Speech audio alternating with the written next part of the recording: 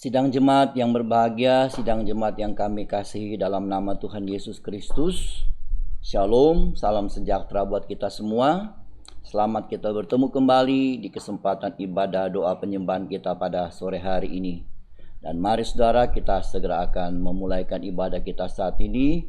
Kita memusatkan seluruh perhatian kita untuk kesempatan yang Tuhan berikan ini kita gunakan semaksimal mungkin bagi kebaikan kehidupan kita, terutama untuk kita membawa hidup kita boleh semakin layak dan berkenan di hadapan Tuhan.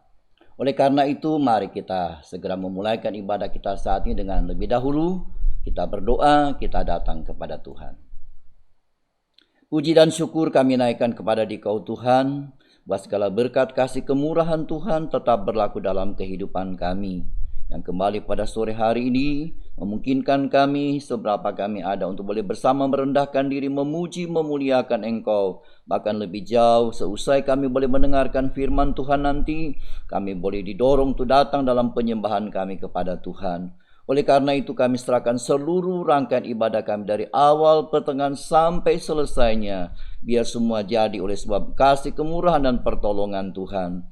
Dan segenap gangguan rintangan kuasa-kuasa bejana setan yang bisa mengganggu, mengacau, merusak suasana ibadah kami, mengganggu hati, pikiran, perasaan kami ikat semua kuasa, kami hancurkan dalam nama Yesus. Darah Yesus yang berkuasa. Terpujilah nama-Mu. Terima kasih Tuhan. Roh Kudus menolong, mengurapi hingga usai ibadah kami boleh mampu mempersembahkan seluruh kehidupan kami hanya bagi Dikau saja.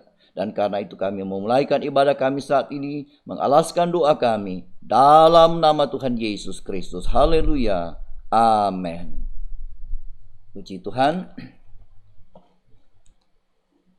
Mari kita akan memuji, memuliakan Tuhan. Dan kita akan menyanyi di dalam nyanyian Psalm nomor 82, Menjelang Hari Tuhan. Menjelang Hari Tuhan.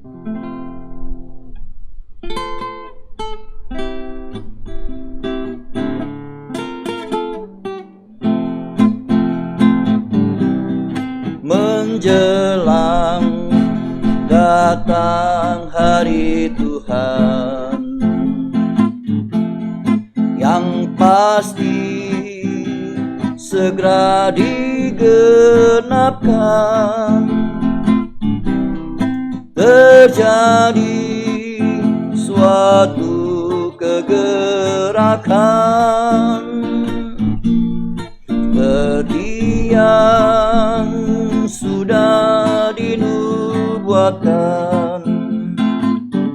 Berbahagia orang yang mendengar serta membaca firman yang dinubuatkan, bahkan dia menyimpannya sebab sudah dekat waktunya kegenapan hari Tuhan. Kuplet 2. Menjelang datang hari Tuhan, segala rahasia firman semakin jelas dibukakan, agar manusia diselamatkan. Berbahagia orang yang mendengar serta membaca firman yang dinubuatkan, bahkan dia menyimpannya sebab sudah dekat waktunya kegenapan hari Tuhan. Kuplet 3. Menjelang datang hari Tuhan, Roh Kudus dapat mewujudkan rencana Tuhan yang utama,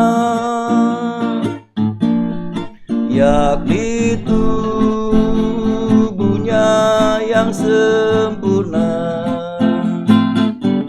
Berbahagia orang yang mendengar serta membaca firman yang dinubuatkan, makan yang menyimpannya sebab sudah dekat waktunya kegenapan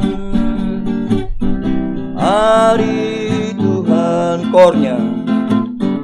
Berbahagia orang yang mendengar serta membaca firman yang dinubuatkan, makan yang menyimpannya sebab sudah dekat waktunya kegenapan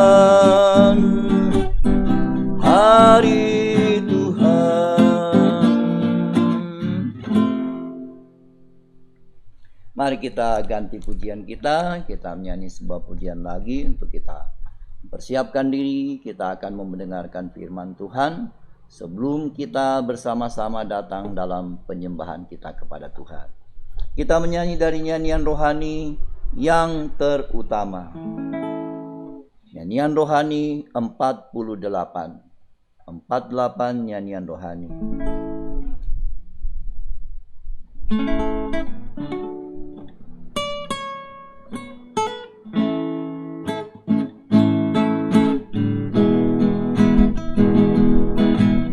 Yang terutama di dalam hidup ini, meninggikan nama Yesus.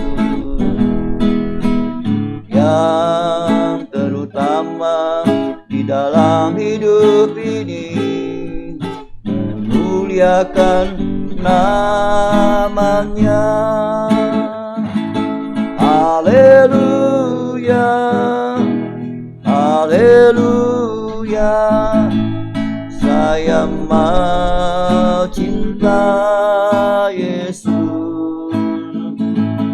Haleluya, haleluya, saya mau cinta Yesus. Yang terutama, yang terutama di dalam hidup ini, meninggikan nama Yesus. Yang terutama di dalam hidup ini, memuliakan namanya. Haleluya, haleluya, saya mau cinta Yesus. Haleluya, haleluya, saya mau cinta Yesus kornya. Haleluya, haleluya, saya mau cinta Yesus. Haleluya, haleluya, saya mau cinta Yesus.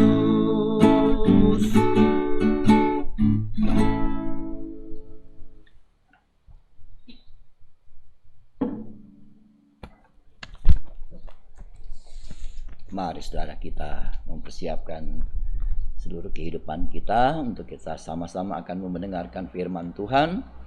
Dan karena itu kita kembali tundukkan kepala, kita berdoa. Terima kasih Tuhan untuk kasih dan kemurahan Tuhan kembali berlaku dalam kehidupan kami, yang pada kesempatan saat ini sudah mengizinkan kami memulaikan ibadah kami dengan mengawali dengan puji-pujian yang sudah kami naikkan di hadapan Tuhan.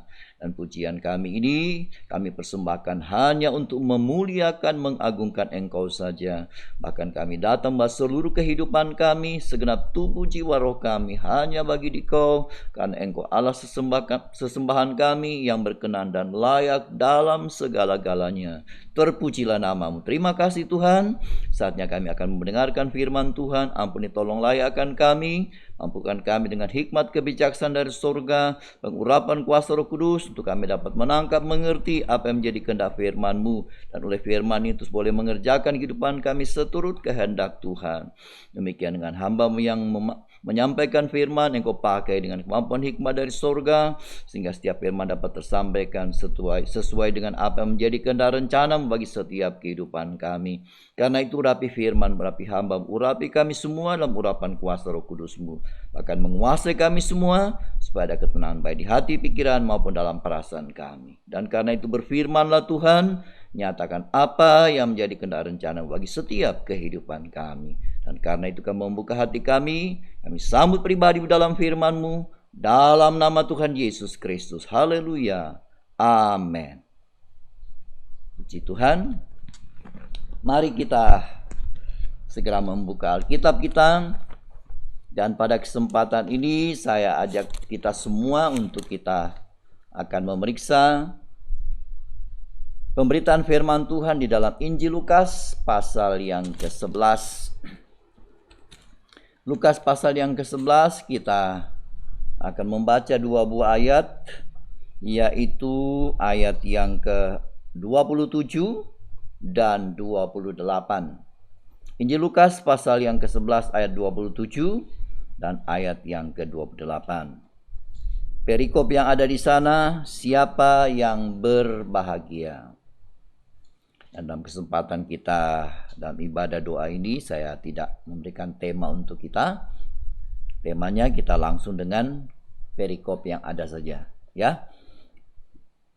Jadi inilah kedua buah ayat yang akan kita periksa, dan kita mohon kemurahan Tuhan untuk kita dapat menangkap kehendak Tuhan, walaupun mungkin tidak begitu mendalam untuk kita pahami, namun paling tidak apa yang dapat kita terima, kita mengerti, kita alami kuasanya, sehingga tidak hanya merubah kehidupan kita, tetapi juga mendorong kita untuk mampu mempersembahkan hidup kita dalam penyembahan kita kepada Tuhan untuk berkenan di hadapan Tuhan. Puji Tuhan, mari kita membaca kedua ayat tersebut. Ketika Yesus masih berbicara, berserulah seorang perempuan dari antara orang banyak dan berkata kepadanya, "Berbahagialah ibu yang telah mengandung engkau dan susu yang telah menyusui engkau." Tetapi ia berkata, "Yang berbahagia ialah mereka yang mendengarkan firman Allah dan yang memeliharanya," atau yang melakukan, menuruti, atau menyimpan.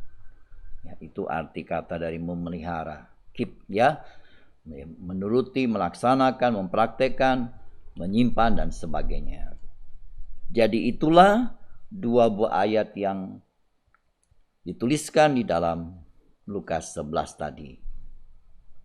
Saudara, mari kita perhatikan. Jadi ketika Yesus sedang berbicara, Yesus sedang menyampaikan kebenaran di tengah-tengah pelayanan pemberitaan firman Allah, menyampaikan kebenaran itu, kemudian ada yang menyelah di antaranya. Makanya ayat mengatakan ketika Yesus masih berbicara.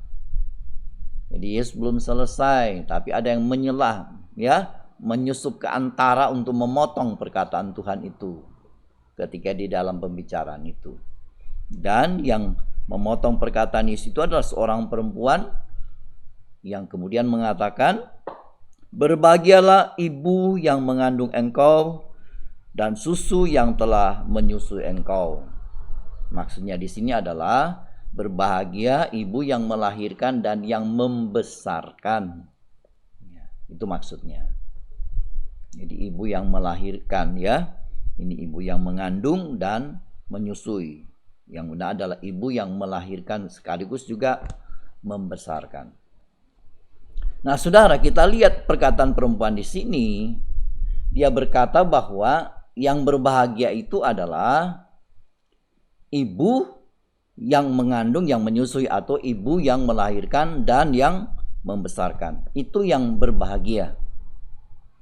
Jadi ibunya Yesus itu bagi perempuan yang berbicara ini adalah ibu yang berbahagia.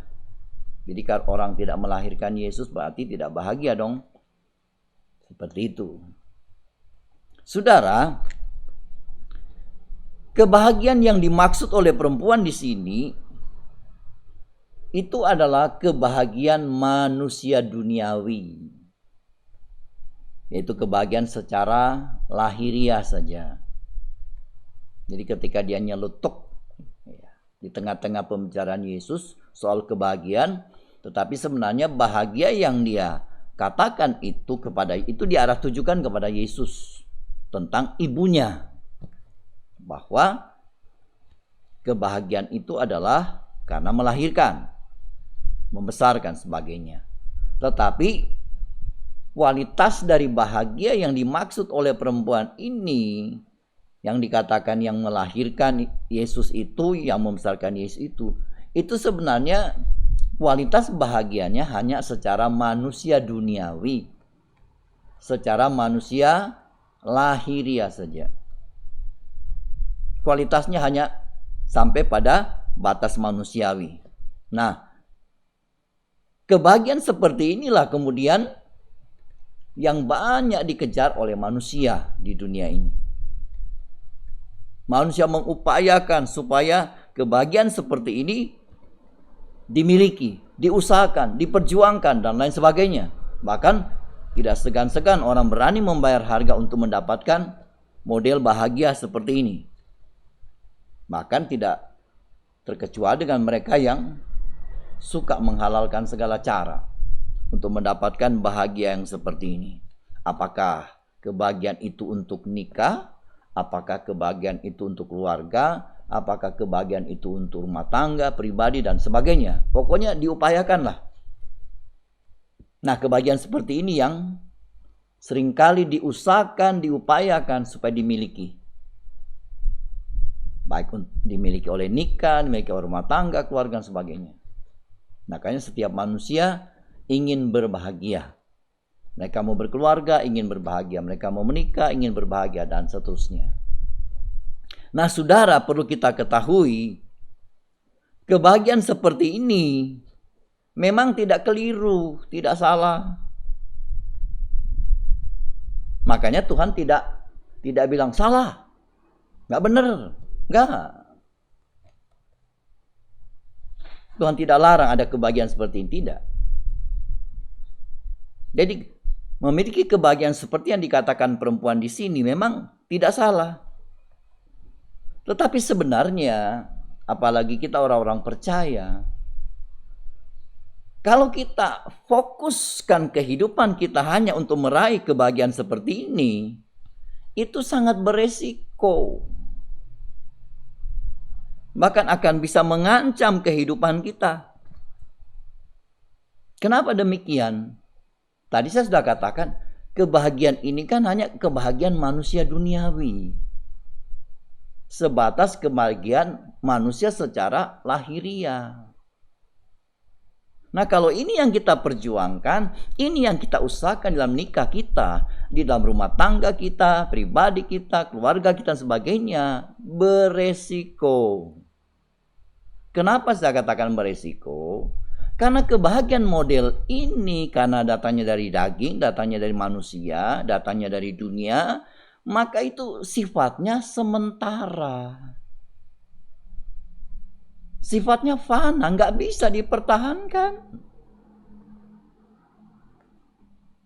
Bagaimana manusia bisa mempertahankan kebahagiaan secara dunia, secara manusia? Bagaimana caranya? Mau kita punya uang banyak, mau kita punya pangkat, mau kita punya kedudukan, jabatan, kita nggak bisa beli kebahagiaan yang dapat membuat kehidupan kita abadi, enggak. Mungkin dengan uang banyak kita bahagia dalam rumah tangga, tapi itu sesaat. Tidak bisa dipertahankan. Kita berupaya sebaik mungkin karena kita punya sarana, punya sebagainya. Oke. Tapi sekali lagi bahagia yang semacam ini akan pudar, akan lenyap.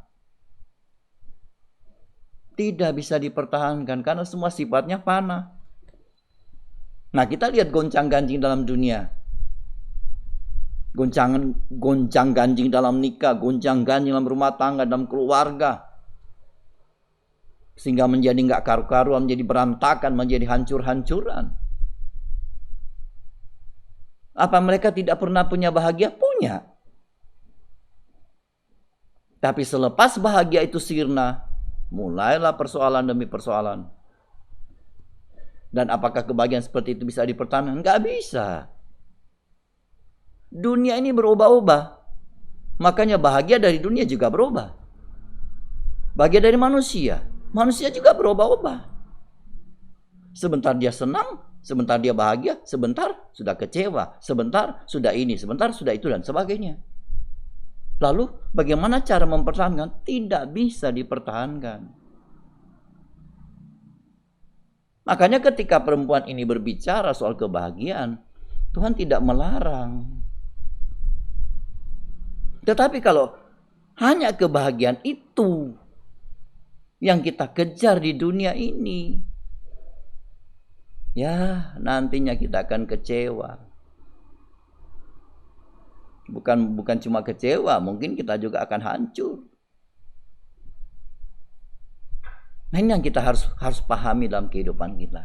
Nah, kemudian menjadi pertanyaannya, apa memang tidak ada kebahagiaan yang abadi, tidak ada kebahagiaan sejati yang dari dunia ini? Apa nggak ada kebahagiaan yang kekal dari dunia ini? Ya nggak ada memang. Kenapa nggak ada? Ya dunia ini akan berlalu. Jangankan bahagianya, dunianya sendiri akan hancur. Akan hancur. Dalam Matius 24:35. Langit dan bumi akan lenyap. Kalau langit bumi lenyap, bahagia dari dunia, kesenangan yang dari dunia, kedamaian dari dunia, semua sirna, hancur, lenyap. Apanya yang dipertahankan? Nah, kalau bahagia yang kita punya adalah bahagia model dunia, bahagia lahiriah, segalanya akan sirna. Bahkan dalam 1 Korintus 7 ayat 31, dunia yang kita kenal ini akan berlalu. Makanya ketika kita menggunakan barang-barang dunia, seolah-olah kita tidak menggunakan, tidak memilikinya. Nanti saudara baca kembali itu, ayat-ayat itu. Lalu bagaimana dengan manusianya? Itu dunianya. Lalu bagaimana manusianya? Manusia sama. Manusia dari tanah liat, debu tanah ini, dari tanah kembali ke tanah akan berlalu juga. Lewat. Haleluya. Saudara bisa baca itu di dalam kitab Ayub. Ya, kita lihat di dalam kitab Ayub saja. Atau kita baca saja ya. Kitab Ayub pasal yang ke-14. Nanti kita kembali pada Lukas. Sekilas saja kita lihat. Kitab Ayub pasal yang ke-14. Kita lihat dalam ayat 1 dan 2. Kemudian kita lompat ya. Kita baca dulu ayat 1 dan 2. Kitab Ayub ayat 1 dan 2. Manusia yang lahir dari perempuan singkat umurnya dan penuh kegelisahan. Seperti bunga ia berkembang lalu layu. Seperti bayang-bayang ia hilang, lenyap, dan tidak dapat bertahan. Ini manusia. Kalau dunia akan berlalu. Itu Matius 24:35. Kemudian 1 Korintus 7 ayat 31. Ya. Nah, bagaimana manusianya? Ya, manusia sama juga. Manusia seperti bayang-bayang. Ya. seperti bunga yang berkembang lalu layu. Nggak bisa dipertahankan. Kita lompat ya, ayat 10 sampai 12. Ayat 10 sampai 12. Tetapi bila manusia mati maka tidak berdayalah ia. Bila orang binasa di manakah ia? Seperti air menguap dari dalam tasik dan sungai surut dan menjadi kering, demikian juga manusia berbaring dan tidak bangkit lagi sampai langit hilang lenyap, mereka tidak terjaga dan tidak bangun dari tidurnya. Fana. Dunia fana, manusia juga fana. Jadi kalau kita mengejar kebahagiaan seperti yang dikatakan perempuan itu kepada Yesus, yaitu bahagia yang dari dunia ini, bahagia hanya sifat tata lahir, dan itu menjadi fokus kehidupan kita, betapa sia-sianya hidup kita ini. Kenapa? Karena bahagia itu kan berlalu. Jangankan bahagianya, dunia akan berlalu, hidup kita juga akan berlalu. Tidak ada keabadian. Nah, apa itu yang kita kejar selagi kita di dunia ini? Hal-hal yang fana. Betapa sia-sianya hidup kita.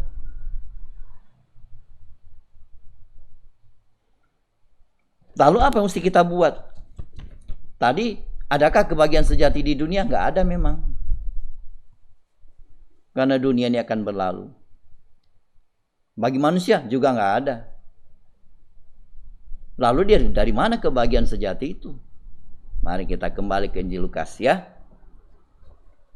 Kita kembali pada Injil Lukas.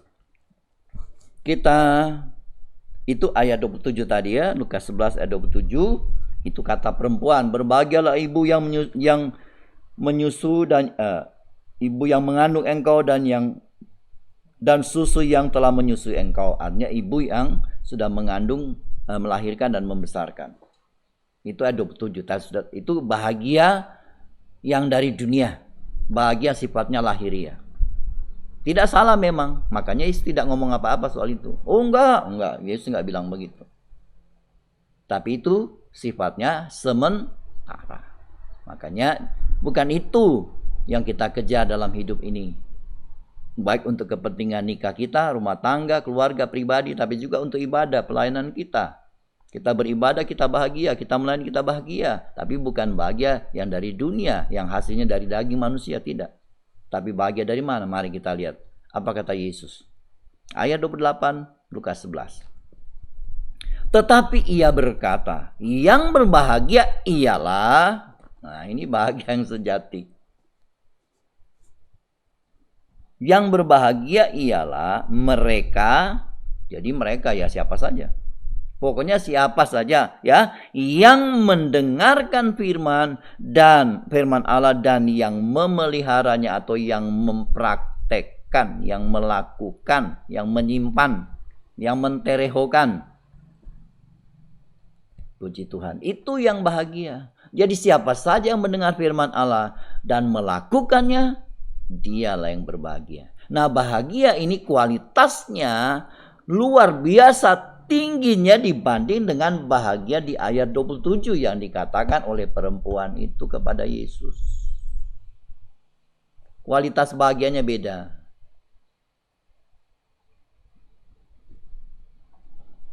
Bahagia di ayat 27 itu fana. Boleh-boleh saja kita miliki secara duniawi, secara manusia. Tuhan tidak larang kan? Boleh. Tapi itu tidak bisa dipertahankan. Kalau cuma itu yang kita kejar ya udah, satu waktu akan sirna. Tetapi Tuhan tunjukkan bahagia yang sejati itu seperti apa. Nah itu ayat 28. Yang berbahagia ialah mereka mendengarkan firman Allah dan yang memeliharanya atau yang melakukannya. Puji Tuhan. Nah saudara, di dalam ayat ini kebahagiaan yang Yesus katakan di sini adalah kebahagiaan yang kualitasnya itu sangat tinggi, sangat luar biasa dan sifatnya kekal. Beda kan? Ini kebahagiaan yang Yesus katakan di sini. Itu kualitasnya itu sangat tinggi. Luar biasa. Karena bahagia dimaksudkan sini adalah kita diberkati dan kita bahagia, bahkan selamat. Makarios, ya. Itu bahagia di sini. Luar biasa. Dan bahagia yang Yesus katakan di sini adalah bahagia yang sifatnya permanen, kekal. Tidak akan sirna. Dia akan terus ada, bahkan selamanya. Lalu pertanyaannya, kalau bahagia dari Tuhan itu sifatnya permanen, kekal, kenapa kok ada anak-anak Tuhan sudah ikut Tuhan tidak bahagia juga? Ya, kita cari penyebabnya. Dicarilah penyebabnya. Sekarang mari kita lihat ya. Saya baca lagi, tetapi Yesus berkata, yaitu Yesus, yang berbahagia ialah mereka yang mendengarkan firman Allah dan yang memeliharanya. Nah, saudara, jadi kita periksa di sini. Ternyata di sini di dalam ayat ini ada 2 syarat untuk memperoleh kebahagiaan sejati itu. Ada 2 syarat. Jadi bukan seperti membalikkan telapak tangan segampang itu. Tidak. Ikut Tuhan, bahagia. Tidak ada prosesnya. Ya. Ada 2 syarat untuk mendapatkan kebahagiaan yang sejati itu. Yang pertama, mendengar firman Allah. Nah, itu ditulis di situ. Yang berbahagialah ialah mereka yang mendengar dan, jadi ada 2, mendengar 1 dan memelihara. Memelihara itu 2. Itu yang disebut berbahagia. Mereka yang mempraktekkan 2 hal itu, 2 syarat itu. Itu yang memiliki kebahagiaan sejati. Makanya kita periksa itu sekilas ya. Kita tidak punya waktu banyak untuk itu tentu, singkat saja. Yang pertama adalah, syarat pertama untuk memperoleh bahagia itu adalah mendengar firman Allah. Haleluya. Saudara, mendengar firman Allah merupakan pengalaman yang sangat-sangat penting, sangat-sangat perlu bagi keselamatan hidup kita. Itu mendengar. Itu merupakan pengalaman yang sangat penting, pengalaman yang sangat perlu bagi keselamatan hidup kita. Haleluya. Karena itulah kita harus memanfaatkan mendengar firman Allah itu demi keberlangsungan hidup kita sampai kita memperoleh apa yang Tuhan sediakan. Manfaatkan. Karena tidak selamanya kita bisa mendengar loh.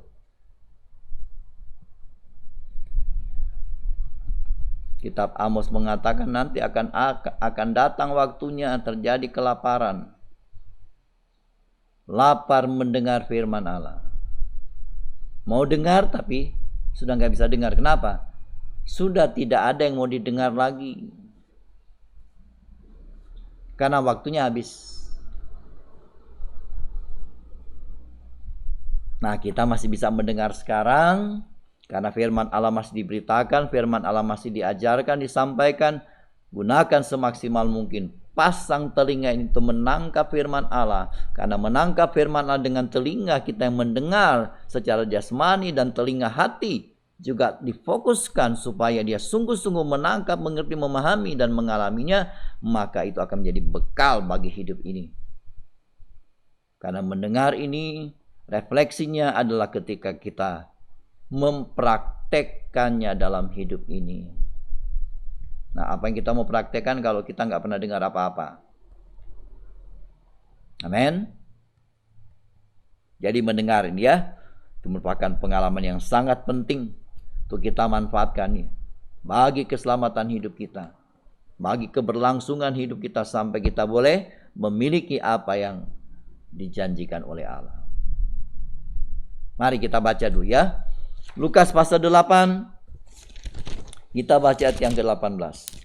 Injil Lukas pasal 8 kita membaca ayat 18. Lukas 8 ayat 18.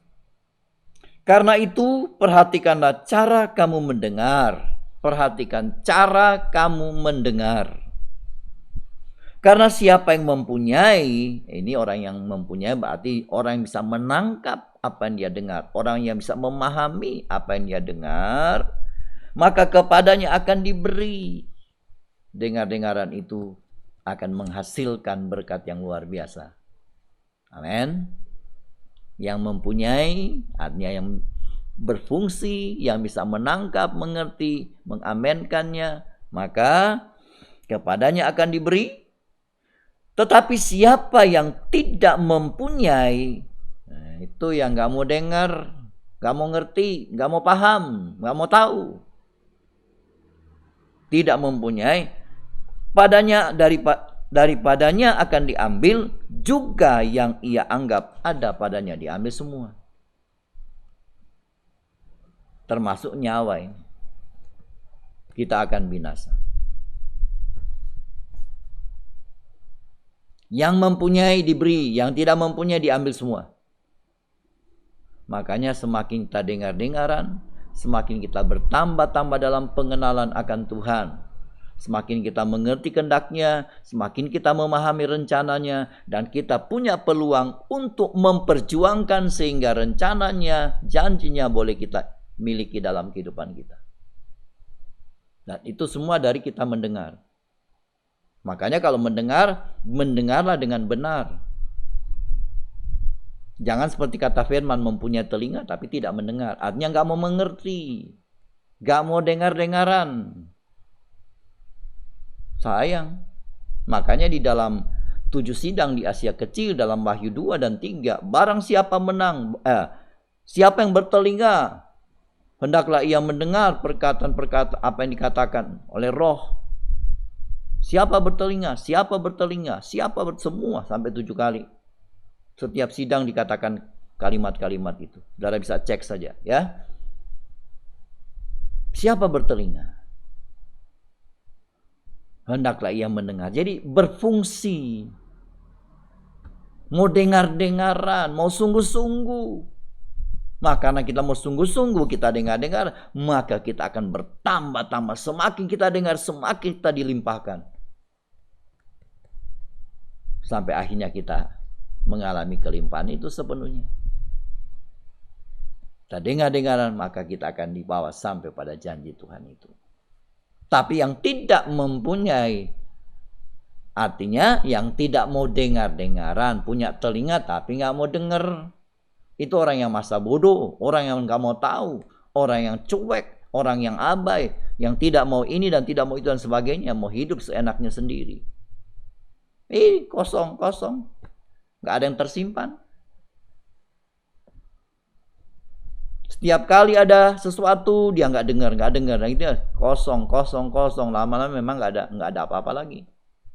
Nah yang tersisa cuma kehidupannya, yang gak dengar itu dia ambil sekalian alias binasa. Haleluya. Tuhan sudah beri contoh ketaatan, sikap dengar-dengaran. Ketika kita tidak meneladani itu mengerikan buat kita. Jadi saudara, di dalam ayat ini kita bisa mengerti bahwa kita akan gagal meraih kebahagiaan seperti yang dikatakan oleh Yesus ketika kita salah mendengar. Kan Yesus bilang, yang berbahagia ialah mereka yang mendengar firman Allah, tapi juga yang melakukan, memelihara. Itu yang berbahagia. Nah, kita akan bisa gagal meraih kebahagiaan seperti yang Yesus katakan dalam ayat 28 itu adalah ketika kita salah mendengar. Haleluya. Ya. Kalau kita salah mendengar, maka kehidupan yang akan kita jalani nanti atau akibatnya akan kita alami dalam kehidupan kita nanti, itu fatal, saudara. Itu gara-gara salah mendengar. Kita lihat itu Hawa itu ketika dia dialog ya dengan ular itu. Dia sudah menambah kata raba, padahal nggak ada. Kata itu tidak ada. Itu dalam Kejadian 2 ya. Ayat 16 17. Tidak ada kata raba di sana. Hanya diberitahu semua buah pohon dalam taman ini boleh kamu makan dengan bebas. Boleh bebas makannya. Tetapi mengenai buah pohon pengetahuan dan baik dan jahat, jangan sekali-kali engkau memakannya. Sebab pada hari engkau memakannya, engkau mati. Jadi ada perintah, ada larangan. Tapi apa yang dibuat oleh Hawa ketika dia berdialog dengan ular? Tidak ada kata raba, dia sudah menambahkan kata raba. Ini lidah ini suka menambah. Sementara ada kata bebas, dikurangi. Hawa tidak menyebut kata bebas, padahal ada. Jadi dia sudah mengurangi ini loh, telinga ini. Kalau dia dengar dengan betul, dia akan bilang, boleh makan dengan bebas. Nah, dia akan sebut bebas itu. Tapi ternyata kata bebas itu dia tidak sebutkan. Dia sudah mengurangi.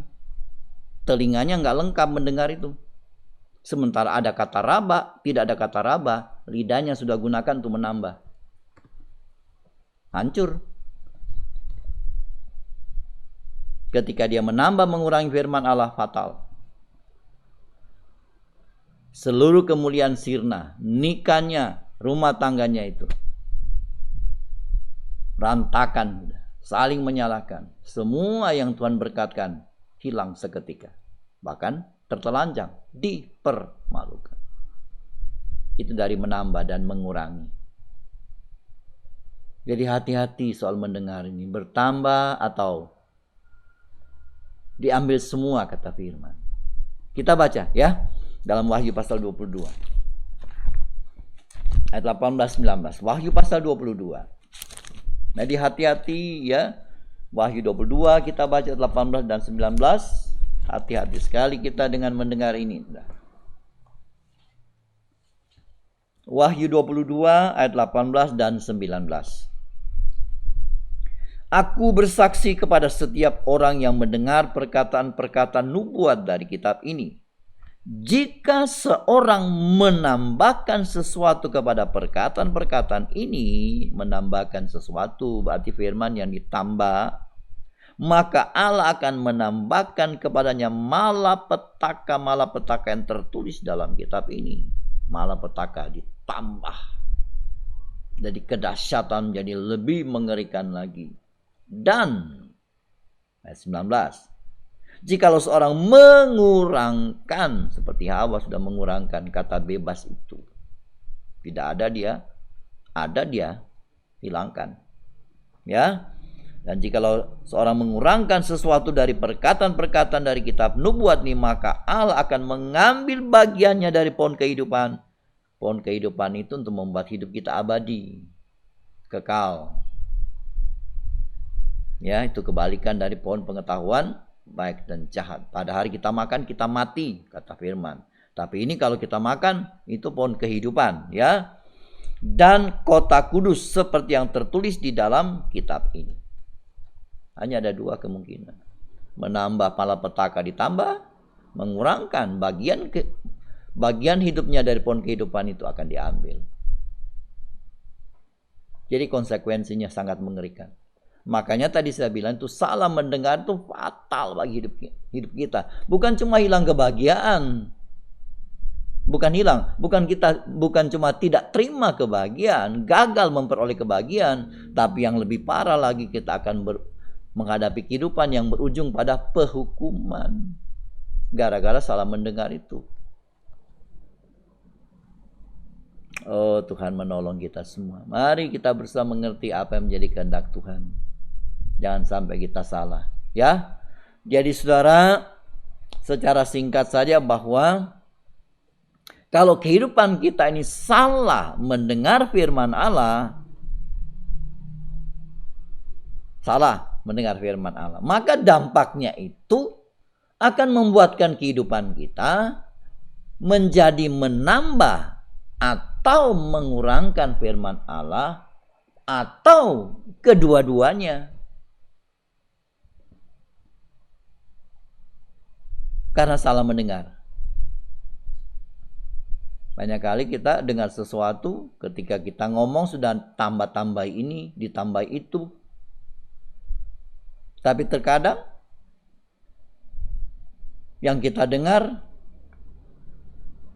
kita tidak beritahu selengkapnya, kita kurangkan. Ada sesuatu yang kita nggak mau ceritakan. Kita simpan, kita sembunyikan.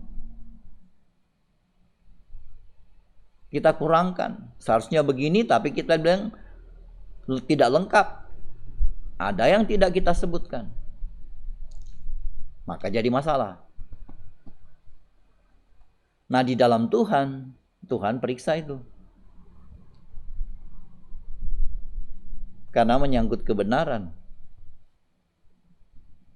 Oleh karena itu saudara, sekali lagi saya katakan, kalau kita salah dalam kita mendengar firman Allah, maka akibatnya itu akan membuatkan kehidupan kita seperti disebut ayat ini. Menjadi menambahkan atau mengurangkan. Atau kedua-duanya. Sudah menambahkan tapi juga sudah mengurangkan, seperti Hawa itu. Jadi bukan cuma satu, tapi kedua-duanya kita praktekkan.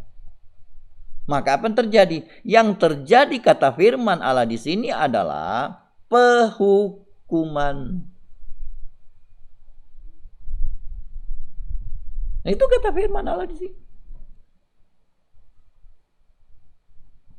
Bukan kita santai, kita tenang-tenang saja, itu nggak ada masalah. Tidak. Kebenaran itu nggak boleh dirubah-rubah. Dia adalah ya dan amin. Gak boleh dirubah. Manusia tidak punya hak merubah. Entah itu menambah, entah itu mengurangkan. Dan kita lihat di zaman akhir ini. Begitu banyak firman Allah sudah dirubah-rubah. Ada yang bilang Yesus mati 2 kali lah. Ada yang bilang ada Pantekosta 1, Pantekosta 2, Pantekosta 3. Tapi ayatnya nggak ada, dicari-cari.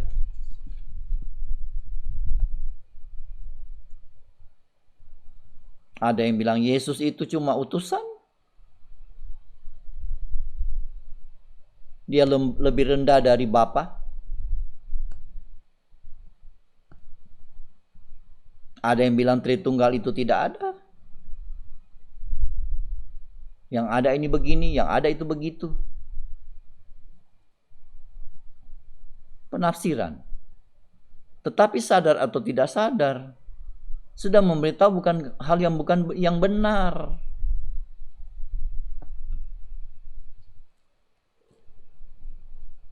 Belum lagi ajaran-ajaran lain yang tidak karu-karuan di akhir zaman ini. Seperti kita dengar pada pemberitaan firman hari Minggu kemarin itu.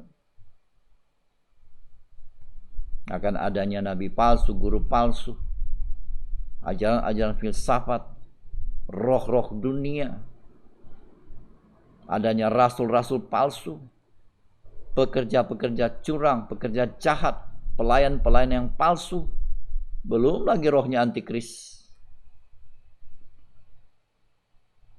Bahkan ada anak-anak Tuhan tersesat dan berbalik memberontak melawan kebenaran. Itu namanya durhaka, murtad. Nah, itu zaman kita sekarang.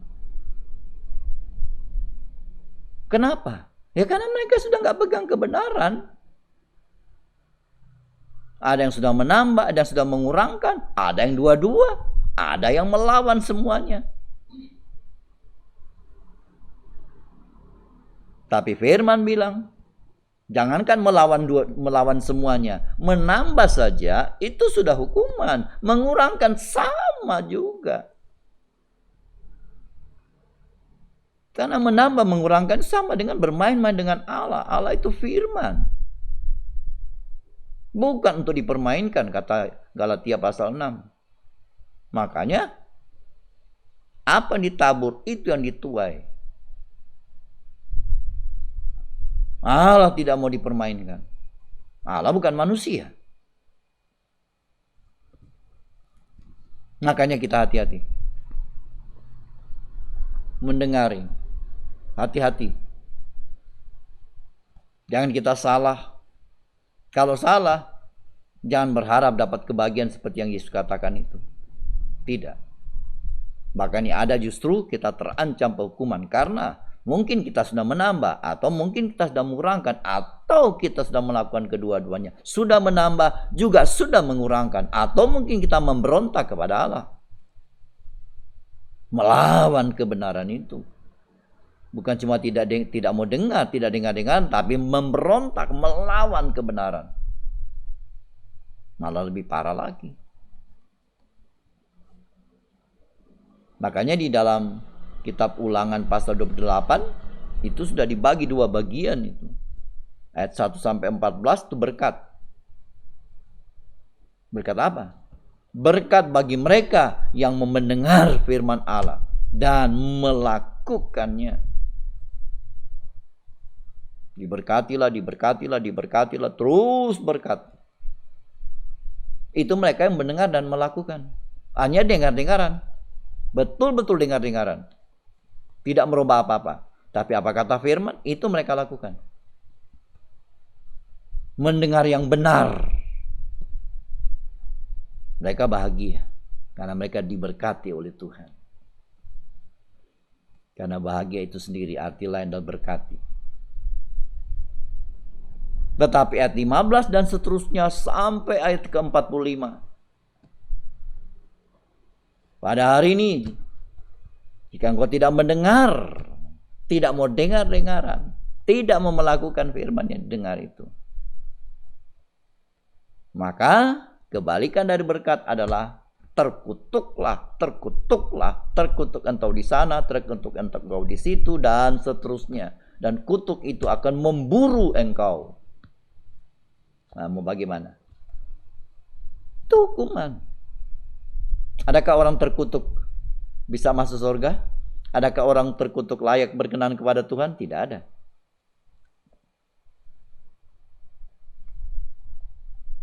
Jadi bahagianya dapat di mana? Enggak ada. Kalau kejar bahagia di dunia bisa. Karena memang di dunia memang ada bahagia model itu. Model apa? Model bahagia yang sementara, yang sesaat. Ada di dunia. Dalam diri manusia ada. Bisa diusahakan, dikejar ya. Tapi sementara. Ketika ada masalah, ketika ada ini, maka bahagia itu akan sirna seketika. Tapi kalau bahagia yang Tuhan tawarkan, Tuhan katakan di sini, Tuhan jaminannya kalau kita mempraktekkan sesuai kehendak itu. Kalau tidak ya lewat juga, walaupun kita orang percaya. Tapi kita nggak mendengar-dengaran, jangan berharap bahagia. Oh Tuhan tolong kita semua. Karena itu mari kita berusaha untuk mengerti. Ini yang kita hadapi, berkat atau kutuk. Kita mendengar dengan benar, ya berbahagialah. Tapi ketika kita salah mendengar alias tidak dengar-dengaran, terkutuklah.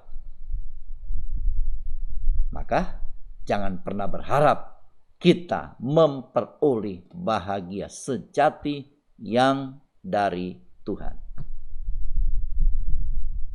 Kita semua ingin bahagia.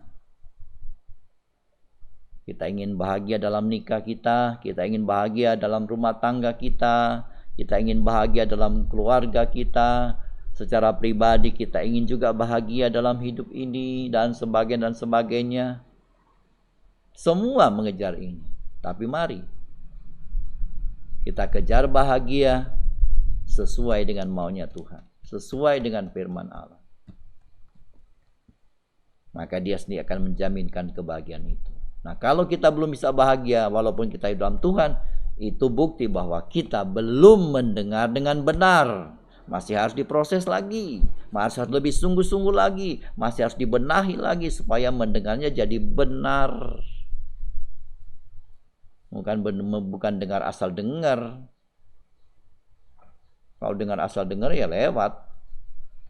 Berperjuangkan. Jangan sampai hidup kita berakhir dari menambah dan mengurangkan. Itu fatal nanti. Oh, Tuhan menolong kehidupan kita semua. Ya, itu mendengar. Sekarang kita kembali pada Lukas tadi. Ayat 11, pasal 11 ayat 28. Tetapi ia berkata, yang berbahagia ialah mereka mendengarkan firman Allah. Mendengar sudah kita periksa tadi. Dan yang memeliharanya, ini yang kedua. Memelihara atau mempraktekkan, melakukan firman Allah. Ya. Atau dalam bahasa ini kan diterehokan, disimpan, diarsipkan. Yang menjadi file-file di dalam komputer hidup kita, ya, di memori kita. Ya, sewaktu-waktu dia ada, dibutuhkan ada, karena dia tersimpan. Sehingga dengan demikian kita didorong untuk melakukan dan melakukan. Itu yang namanya disebut memelihara di sini. Dipraktekkan sekaligus dijaga supaya tetap safe. Haleluya. Ya, Tuhan menolong kehidupan kita semua. Jadi saudara, ini yang kedua. Ya, jadi singkat-singkat saja saudara, kita tidak periksa mendetail lebih jauh. Ya. Yang kedua ini memelihara atau melakukan firman Allah, mempraktekkan firman Allah. Saudara, dengan kita melakukan firman Allah atau kita mempraktekkan firman Allah, nantinya akan membuat firman Allah itu akan menjadi darah daging dalam kehidupan kita. Dengan kita mempraktekkan firman Allah, melakukan firman, kita lakukan lagi, dan terus kita lakukan. Maka nantinya firman Allah itu akan menjadi darah daging dalam kehidupan kita, menyatu utuh dalam kehidupan kita. Kalau kita terus mempraktekannya. Nah, untuk waktu-waktu kita sekarang ini memang belum tentu. Ya, kita belum mendarah daging. Karena di waktu-waktu kita sekarang ini kita sedang dalam proses itu. Kita masih harus banyak mendengar, kita masih harus berusaha memahami, mengerti, lalu kita mulai lagi mempraktekkan. Nah, ini masih berproses. Tuhan tahu itu. Tuhan tahu. Tapi tetap kita perjuangkan. Di dalam proses ini kita tetap perjuangkan. Sampai firman Allah ini akan selamanya menjadi darah daging, selamanya tinggal atau menjadi permanen dalam hidup kita. Dia tinggal. Jadi kita praktekkan, kita dengar, kita praktekkan, kita dengar, kita praktekkan terus. Tentu belum sempurna, masih banyak kurang sana, kurang di sini, tetapi itulah bagian dari proses. Tuhan tidak minta harus sempurna dari sekarang, tidak. Tapi yang Tuhan mau kita perjuangkan, kita usahakan terus-menerus.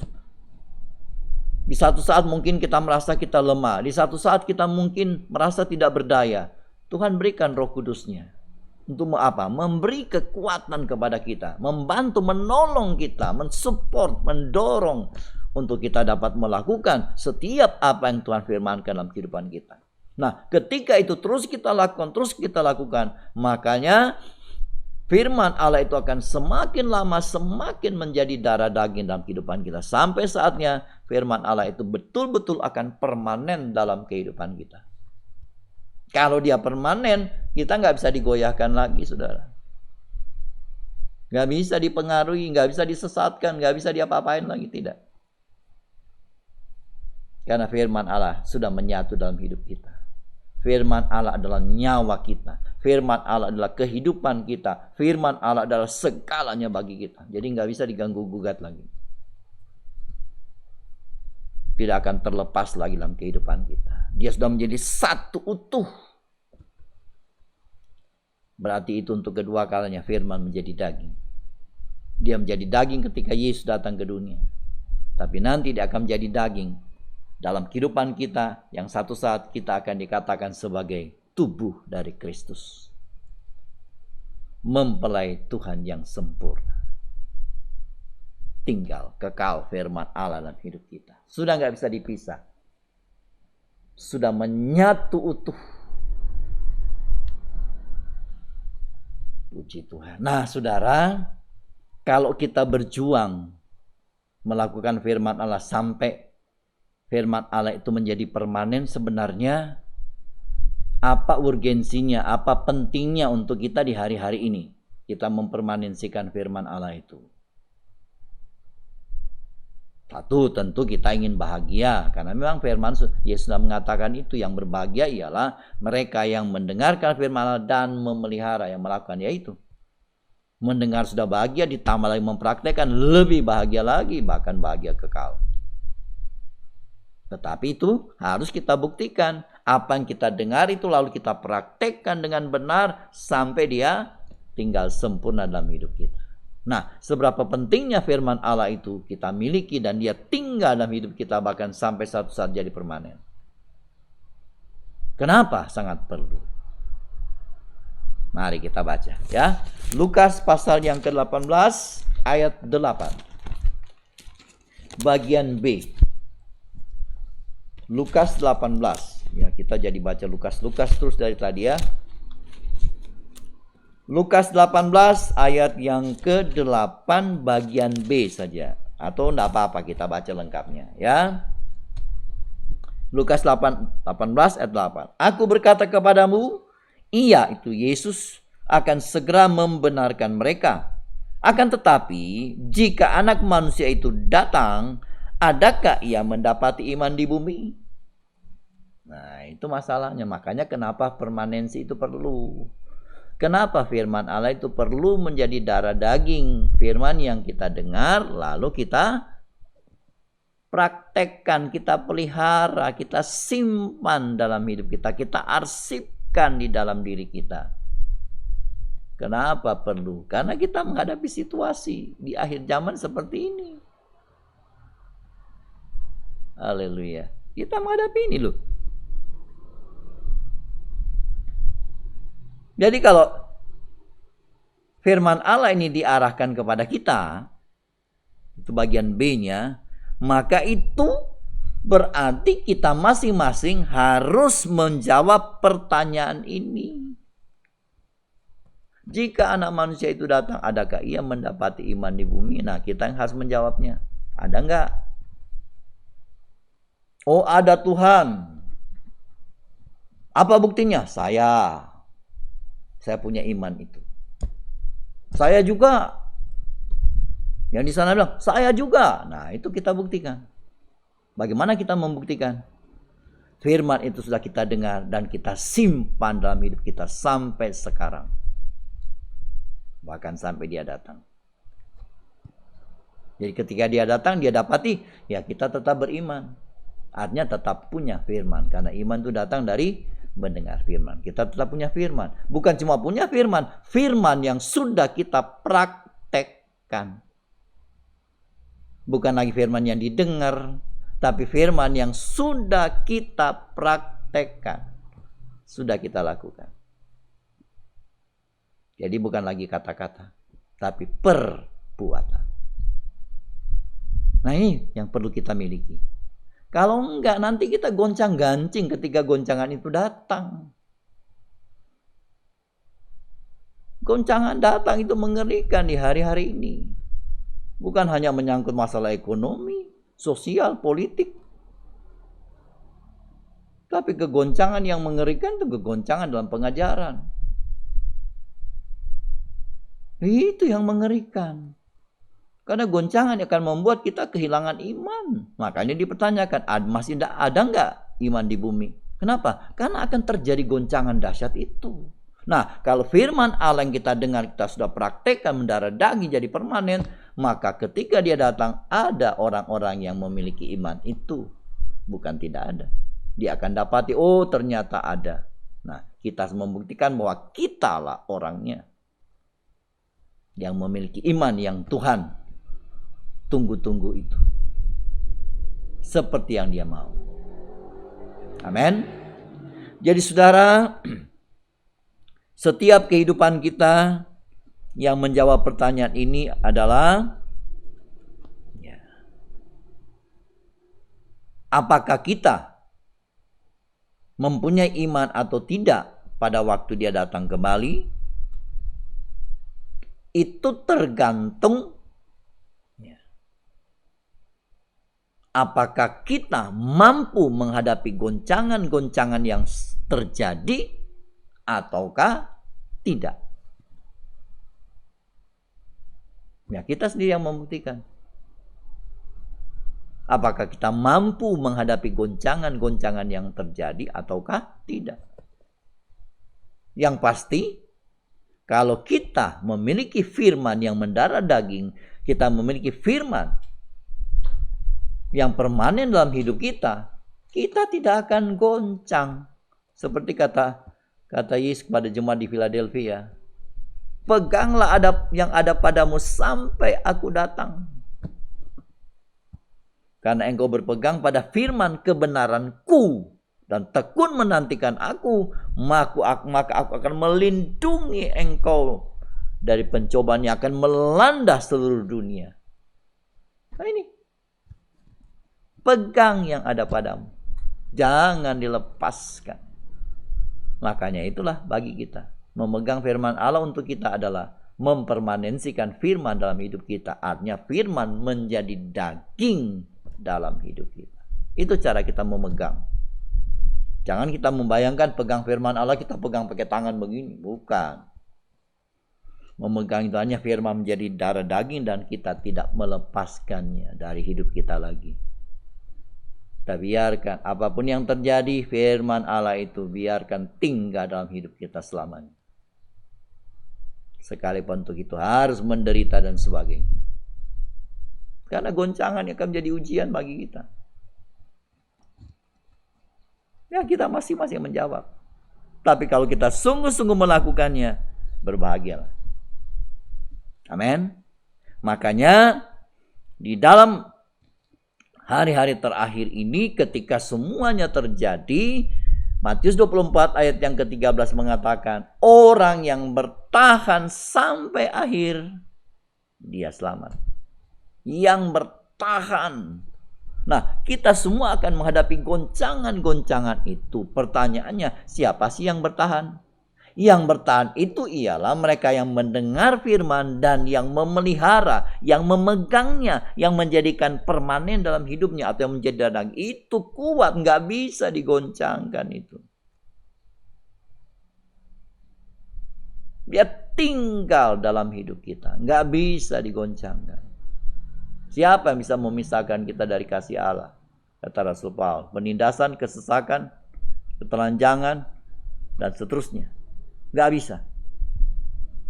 Karena dengan kita mempermanensikan firman kehidupan kita, itu membuktikan bahwa kita mengasihi Tuhan. Dan ketika kita membuktikan kita mengasihi Tuhan, Dia akan melindungi kita. Dia akan menjadi tameng, kubu, menara yang kuat bagi kita. Dan kita tidak akan bisa goncang. Karena Dia, kita bisa bertahan sampai akhir. Itulah menghadapi goncangan ketika Dia datang kembali. Adakah Dia mendapat iman di bumi? Ada. Yaitu orang-orang yang mendengar dan melakukan firman Allah, mempermanensikan firman Allah dan tinggal tetap, tidak bisa berubah. Itu yang dia akan temukan. Puji Tuhan. Dan konkretnya, yang dia temukan yang tetap bertahan sampai akhir adalah tubuhnya. Gereja yang dijadikan sebagai tubuhnya, sebagai mempelainya, itu yang bertahan. Di luar itu sudah habis semua. Cuma itu yang tertinggal loh, gak ada lain. Jadi kalau kita tidak jadi tubuh Kristus, tidak jadi mempelai Tuhan, itu kita tidak membuktikan bahwa kita tetap bertahan dengan iman di bumi. Karena ayat-ayat mengatakan ya cuma itu. Dia datang kembali, yang mati dalam Kristus dibangkitkan, yang masih tinggal diobahkan. Lalu bertemu Tuhan, lalu memerintah bersama dia. Tinggal itu yang sisa. Jadi yang nggak jadi masuk tubuh, ya nggak ada. Jadi jangan coba-coba kita di luar tubuh, nggak bisa. Kita goncang, hancur. Sekali lagi yang bisa bertahan sampai akhir cuma dia yang disebut tubuh Kristus. Itulah gereja Tuhan yang sesungguhnya. Itulah mempelai Tuhan. Nah ini yang kita harus buktikan bahwa kita adalah bagian dari tubuh Kristus itu. Karena tubuh Kristus adalah tubuh yang mendengar dan melakukan firman. Oh haleluya, Tuhan menolong kehidupan kita ya. Kasih Tuhan begitu besar untuk kita. Jadi kita lihat ini yang bahagia. Yang berbahagia ialah mereka mendengar dan melakukan, memelihara. Nah itu, mempelai Tuhan itu bahagia beneran. Kasih Tuhan begitu besar. Nah inilah kita mulai memahami betapa pentingnya kita dengar pada firman dan mempraktekannya. Jadi saudara, kalau kita sungguh-sungguh mau melakukan firman Allah ini, maka kita akan sampai pada tujuan akhir kehidupan kita. Ya, kalau kita sungguh-sungguh mempraktekkan, memelihara, itu dalam bahasa ini ya, atau kita melakukan firman Allah, maka kita akan sampai pada tujuan akhir hidup kita. Apa sih tujuan akhir hidup kita? Masuk kota Yerusalem baru. Siapa itu? Itulah mempelai Tuhan. Ke sana kita. Sudah bisa baca dalam Wahyu 21. Kita sampai ke sana. Nah, kebalikannya, kalau kita sudah nggak dengar-dengaran, kita sudah nggak memelihara, nggak praktek, kita juga akan sampai pada tujuan hidup ini. Kemana? Babel. Yang akan dihukum oleh Tuhan. Itu Wahyu 18. Sampai ke sana. Itu kalau itu Babel itu gambaran dari kehidupan yang tidak dengar-dengaran dan tidak mau tahu dengan kebenaran. Bahkan melawan kebenaran itu sendiri. Memberontak pada kebenaran. Kita ke situ nanti. Kalau tidak ke kota Yerusalem baru itu. Makanya Yesus bilang yang berbahagia ialah mereka yang mendengar firman Allah dan yang memeliharanya. Bukan seperti yang dikatakan orang, berbahagialah ibu yang melahirkan dan yang membesarkan engkau. Enggak, bukan itu. Walaupun itu tidak salah, tapi itu kan cuma sebatas jasmani. Tapi yang melakukan sampai akhir, berbahagialah. Inilah kasih Tuhan untuk kehidupan kita. Jadi saudara, di sini kita melihat bahwa ada banyak jalan, ada banyak cara memang yang diusahakan manusia demi mendapatkan kebahagiaan. Ada banyak jalan, ada banyak cara yang diusahakan oleh manusia untuk mendapatkan kebahagiaan. Baik untuk nikahnya, baik untuk rumah tangganya, untuk keluarga dan sebagainya.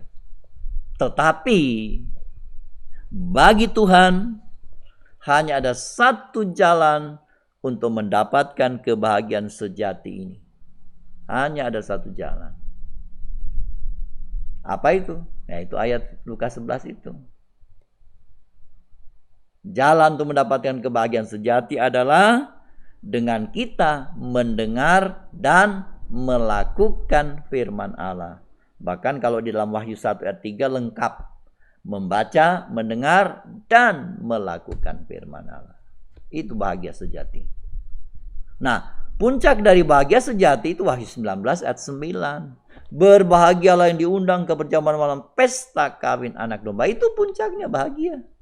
Jadi Allah tidak berdusta, Yesus tidak berdusta. Yang mendengar dan melakukan ya itu dia. Itu tubuh Kristus itu. Itu mempelai Tuhan. Itu mulai dari ayat 7 dari Wahyu 19. Ayat 7, 8, 9. Nah itu dia. Nah kalau di luar itu semua, ya binasa. Di luar itu semua, ya binasa. Oh haleluya. Oleh karena itu, jalan yang terindah bagi kita sebagai orang-orang percaya adalah belajarlah berusaha memahami kehendak Tuhan. Kalau dia mengatakan yang berbahagia itu yang mendengar dan melakukan, mari kita dengar-dengaran, kita lakukan sesuai maunya dia. Maka bahagia itu akan menjadi milik kita. Tapi kalau kita melakukan di luar itu, jangan berharap ada bahagia dalam hidup ini. Kalaupun ada bahagia daging, ada bahagia dunia, tapi itu sementara yang tidak bisa dipertahankan. Dan pada akhirnya akan membawa kesia-siaan bahkan penghukuman dalam hidup kita. Puji Tuhan, inilah berkat Tuhan untuk kita di kesempatan saat ini. Kiranya firman Tuhan memberkati kita semua, semakin merangsang kehidupan kita untuk semakin sungguh-sungguh hidup seperti yang Dia kehendaki melalui firman Tuhan yang boleh kita dengar bersama. Tuhan berkati kita semua. Amin. Mari kita akan berlutut di tempat kita masing-masing. Kita akan datang dalam penyembahan kita kepada Tuhan. Kita berlutut di tempat kita masing-masing sambil kita menyanyikan sebuah pujian. Nyanyian Psalm nomor 58. Oh betapa besar anugerahnya. Oh betapa besar anugerahnya. Psalm 58.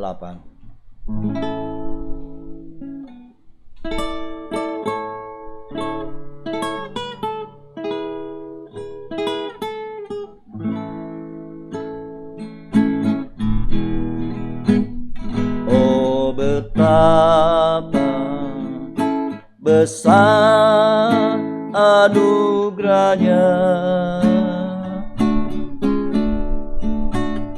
Oh amat tinggi hikmatnya, telah menjadikan kita mempelainya. Oh betapa agungnya kasih Allah. Oh betapa besar anugerahnya. Haleluya. Oh amat hikmatnya, haleluya, telah menjadikan kita mempelainya. Oh betapa agungnya kasih Allah. Sekali lagi, oh betapa, oh betapa besar anugerahnya. Haleluya. Oh amat tinggi hikmatnya, telah menjadikan kita mempelainya. Oh betapa agungnya kasih Allah.